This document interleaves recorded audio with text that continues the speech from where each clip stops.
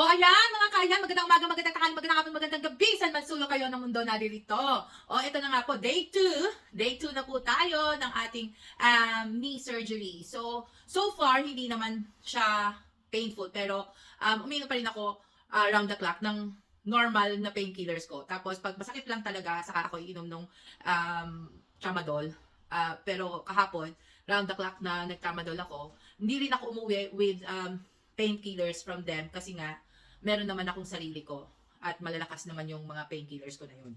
So, yesterday, I will talk you through it, yung pagpunta ko ng surgery, kasi syempre hindi ko naman yun ma-film, di ba? So, pagpunta ko doon, ayan, 3 beses akong ayan, may marka pa, may bruise pa, di ba?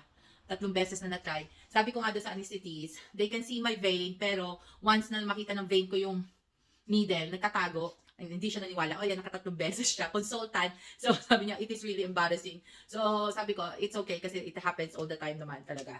So, yun. Tapos, after nun, nilagyan niya ako ng tramadol nung nalagay ng third ventlon. Tapos, binigyan niya ako ng mask. Sabi niya, nagbigay siya ng tramadol and then something else. And then, I think yung third one is nag-inject din siya ng propofol. Yun yung pampatulog na talaga. Pero sabi niya sa akin, deep breath. Pag deep breath mo ganyan, winakyata nila yung gas and mask. Ano ba yun? Gas na mask. So, pag ganyan ko, ubo-ubo ako. As in, inubo ako kasi talagang para akong na-suffocate dun sa gas na nilagay nila dun sa mask. Parang winak nila ng todo-todo. So, ubo-ubo. Pag sumunod na nun, yun na, nagawa na, ginising na ako ng, sabi ko nga, 9:45. Sumunod na ng Catherine, wake up, yun na. Nasa recovery room na ako. Wala na rin yung tube.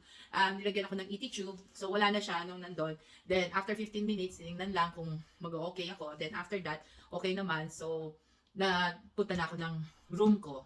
And then, yun nga, nakauwi na rin ako, same day, eto na ako. At nandito ako sa makeshift bedroom ko sa baba. Kasi syempre, hindi muna ako mag-try na mag-stairs. Siguro by next week, i-try ko na umakyat ng stairs. Hopefully without crutches, pero siguro baka kailangan pa rin ng crutch para umakyat dun sa hagdan dahil medyo mataas at steep yung hagdan namin. Pero so far ngayon, dito muna ako. So yung sofa bed namin, pinalagay ko yung double bed para medyo mataas siya. At hindi masyadong mababa para sa tuhod ko na magtayo at saka humiga, and especially sa back ko rin para hindi masyadong ma-strain yung back ko. So far, yung back ko na nakikisama, hindi naman siya sumasakit sa ngayon, pero talagang pasalamat din ako. So, eto, andito na nga ako sa makeshift at good thing, ang toilet namin talaga ay nasa baba. So, hindi ako masyadong nahirapan. Yun lang, medyo malayo. Pero talagang pinaklear ko lahat ng madadaanan ko at ayoko ng may mga clutter kasi nga mahirap pagka naglalakad ng mamadali. Lalo na kung naiihi ka na at toilet ka na. Tapos pagdating mo doon, may maraming clutter, hindi ka tuloy makakapasok agad. So, papakita ko sa iyo yung makeshift na bed ko, yung sofa bed and air bed. Yan. Layo mo ate, so layo mo.